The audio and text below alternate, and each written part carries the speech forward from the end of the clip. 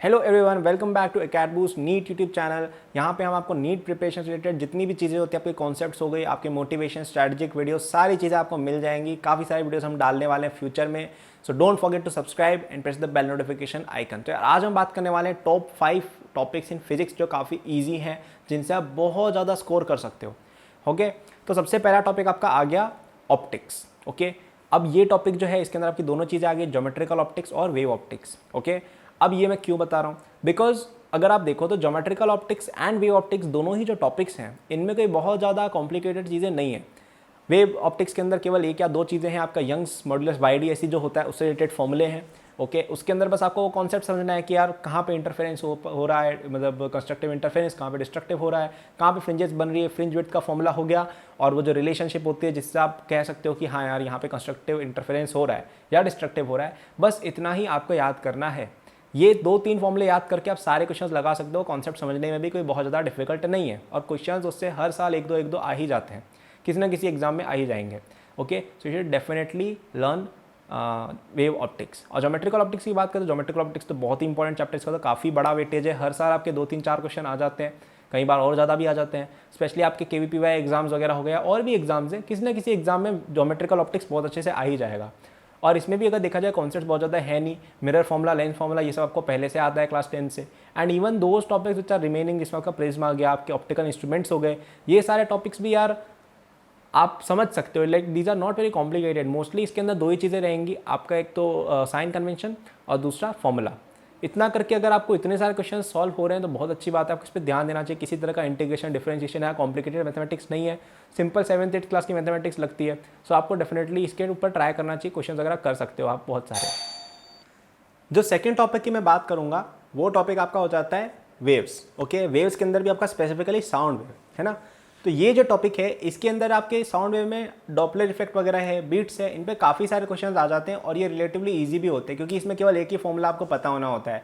Doppler effect के अंदर आप एक ही फॉर्मूला जो होता है ना कि VO ऊपर, VS नीचे और plus minus depending on object पास आ रहा है या दूर जा रहा है, वो वाली जो ट्रिक होती है जो आपको HCMA में मिल जाएगी, अकेडमी भी हमने बता रखी है जो हमारे कोर्सेज में इनरोल्ड है, उस ट्रिक को यूज़ करके यार आप बहुत ही इजीली उसके सारे क्वेश्चंस कर सकते हो। और स्ट्रिंग वेव और साउंड वेव दोनों के अंदर जो आपके स्टैंडिंग वेव्स के क्वेश्चन होते हैं वो काफ़ी स्टैंडर्ड क्वेश्चन है यार। दोनों में से एटलीस्ट एक तरह की स्टैंडिंग वेव हर एग्जाम में फिक्स क्वेश्चन है कि आएगा ही आएगा, कि रेजोनेंट फ्रीक्वेंसी निकालो, ट्यूनिंग फॉर्क वाले क्वेश्चन है ना। और इनका एक ही सिंपल सा कॉन्सेप्ट है, आधे घंटे में आप समझ सकते हो, और इस पर क्वेश्चन हर बार आते हैं। ठीक है, और दोनों चैप्टर के क्वेश्चन हो जाते हैं, बस थोड़ा कन्फ्यूजन अवॉइड करना रहता है। तो आप इस टॉपिक को भी अच्छे से पढ़िएगा। ठीक है, ज़्यादा कोई वापस से मैथमेटिकल कुछ चीज़ है नहीं, सिंपल सी चीज़ है। आपको अगर ये समझ में आ गया तो वेव ऑप्टिक्स समझने में भी काफ़ी ईजीनेस हो जाती है। तो आपके तीनों topic, wave optics, standing wave of string और स्टैंडिंग वेव इन साउंड, तीनों के तीनों आपके एक साथ कवर हो जाएंगे। मोस्टली कॉन्सेप्ट सेम ही है।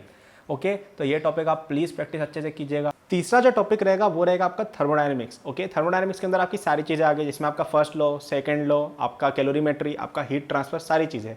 ये टॉपिक जो इसमें काफ़ी सारे टॉपिक्स, स्पेशली आपका जो फर्स्ट लॉ वगैरह है, सेकंड लॉ है, ये सब चीज़ें यूं क्यों आपकी केमिस्ट्री के अंदर भी आ जाती है क्लास 11th में, तो आपका डबल कवरेज हो रहा है। बस आपको ये बात ध्यान रखनी कि फर्स्ट लॉ में साइन डिफरेंट होता है ना। बस ये चीज़ का डिफरेंस याद रख लो, आपका सारा काम हो जाएगा, और इससे आप डबल लेवल पे क्वेश्चन बना पाओगे। और बाकी जो चीज़ें आती है, कैलोरीमेट्री हो गई, आपका हीट ट्रांसफर हो गया, ये भी बहुत ईजी चीज़ें हैं। हीट ट्रांसफर पूरा आपका करंट इलेक्ट्रिसिटी से काफ़ी ज़्यादा रिलेटेड हो जाता है। तो ये चीज़ें आपके काफ़ी सारी चीज़ों से कंबाइंड है और आपको इजीली समझ में आ जाएंगी। तो आप प्लीज़ थर्मोडायनेमिक्स अच्छे से पढ़िए। अगेन यहाँ पे कैलकुलेशन का कोई बहुत ज़्यादा प्रॉब्लम नहीं है, कहीं कोई इंटीग्रेशन, डिफरेंशिएशन बहुत ज़्यादा नहीं आता है, और आप इजीली चीज़ें समझ जाओगे। फिर मेरा नेक्स्ट चैप्टर जो रहेगा वो रहेगा आपका मॉडर्न फिजिक्स। मॉडर्न फिजिक्स में मोस्टली आपके क्वेश्चन दो ही तरह के आते हैं, एक आ जाता है एटॉमिक स्ट्रक्चर का, and second is that of radioactivity. And both of this topics are again in your class 11th chemistry, या काइनेटिक्स के अंदर कुछ लोग पढ़ते हैं रेडियो एक्टिविटी। तो कुल मिला के पॉइंट ये है कि ये वापस से टॉपिक आपका यूं का यूं इधर उधर आता है, और है भी इजी टॉपिक। इसमें है क्या, आपका बस एक फर्स्ट लॉ ऑफ बोर कि K(Q1Q2) upon R square equal to mv square by R, और दूसरा पोस्टुलेट जो है आपका बोर वाला NH/2 इक्वल टू mvr, है ना। तो वापस से इजी चीज़ है। और बाकी आपका ज़्यादा से ज़्यादा वो आ जाता है स्पेक्ट्रम रिलेटेड क्वेश्चंस, जो सारे के सारे अपने क्लास 11 में ऑलरेडी कर रखे थे। ओके, और कोई ज़्यादा कॉम्प्लिकेटेड चीज़ वो है भी नहीं। ठीक है, तो आप प्लीज़ मॉडर्न फिजिक्स पे थोड़ा ध्यान दीजिए। कई लोग इससे इसलिए डरते रहते हैं क्योंकि उनको लगता है इसमें पता नहीं क्वांटम मैकेनिक्स आ जाएगी। ऐसा कुछ भी नहीं है। क्लास 11th में क्वांटम मैकेनिक्स कुछ भी नहीं पढ़ाई जाती है। और जो भी चीज़ें वो इजीली आपको समझ में आ जाएंगी, तो आप प्लीज़ जाके पढ़िए उन चीज़ों को। काफ़ी कॉम्प्लिकेटेड नहीं है वो, वापस से बहुत ज़्यादा इसमें कोई इंटीग्रेशन डिफरेंशिएशन ये वो वापस से नहीं लग रहा है, और आपको चीज़ें इजीली समझ में आ जाती हैं। तो आप प्लीज़ इसको करिए, काफ़ी वेटेज भी है, केमिस्ट्री में भी आता है, तो ये इंपॉर्टेंट चैप्टर रहेगा और ईजी भी। और लास्ट मेरा ये रहेगा, मैकेनिक्स के अंदर जो भी नॉन स्टैंडर्ड टॉपिक्स हैं, नॉन स्टैंडर्ड का मतलब, स्टैंडर्ड टॉपिक्स का मतलब so called standard in my definition are kinematics से लेके आपकी ग्रेविटेशन तक सारे, जिसमें आपकी रोटेशन, एसएचएम, एनएलएम, मोमेंटम, ये सारे आ गए। ये टॉपिक्स क्या है, ये थोड़े डिफिकल्ट टॉपिक्स हैं, इनको समझने में दिक्कत आती है। लेकिन अपन इन टॉपिक्स की बात करें जिसमें क्या क्या आ गया आपका सॉलिड्स की बात करें, जिसमें आपका यंग्स मॉडुलस वाले क्वेश्चन आ गए, आपके फ्लूइड मैकेनिक्स के क्वेश्चन आ गए, आपके यूनिट्स एंड डायमेंशंस के क्वेश्चन आ गए। ये जो टॉपिक्स हैं ये बहुत ज़्यादा कोई कॉम्प्लिकेटेड नहीं है। सरफेस टेंशन जैसे ले लो, एक एक दो दो तीन तीन फॉर्मूले होते हैं और इन पे क्वेश्चन हर बार आ जाते हैं। यूनिट डायमेंशन पे हर बार एक क्वेश्चन आएगा, सरफेस टेंशन पे हर बार एक क्वेश्चन आएगा, फ्लूइड मैकेनिक्स में 1-2 क्वेश्चन हर बार आते हैं, यंग्स मॉडुलस पे हर बार एक क्वेश्चन आएगा। तो ये 5-6 क्वेश्चन का काफ़ी अच्छा वेटेज हो गया, जो काफ़ी ईजी सी टॉपिक्स आ रहे हैं जिनके केवल फॉर्मूले होते हैं। तो आप इन टॉपिक्स को बिल्कुल पढ़िए। आएगा क्या फ्लूइड मैकेनिक्स में ज़्यादा कंटिन्यूटी इक्वेशन और बर्नौली को एक साथ मिला के पूछ लेंगे। सिंपल ही तो है यार, ज़्यादा कॉम्प्लिकेटेड कहाँ हुआ ये। ओके, अब आप सोचोगे यार यहाँ पे मैंने मैकेनिक्स और इलेक्ट्रोमैग्नेटिज्म इनका तो कोई बताया ही नहीं। क्यों नहीं बताया? क्योंकि ये टॉपिक्स मैं मानता हूँ ये 50-60% वेटेज आपका मैकेनिक्स के जो कोर चैप्टर्स है, रोटेशन है, आपका एनिलिम है, आपका मोमेंटम है, या आपके करंट, इलेक्ट्रिसिटी, इलेक्ट्रोस्टैटिक्स है, कैपेसिटेंस है, इनका रहता है। आई एक्सेप्ट दैट, लेकिन ये टॉपिक्स कितने डिफिकल्ट है और कितने टाइम टेकिंग है ये भी तो सोचो।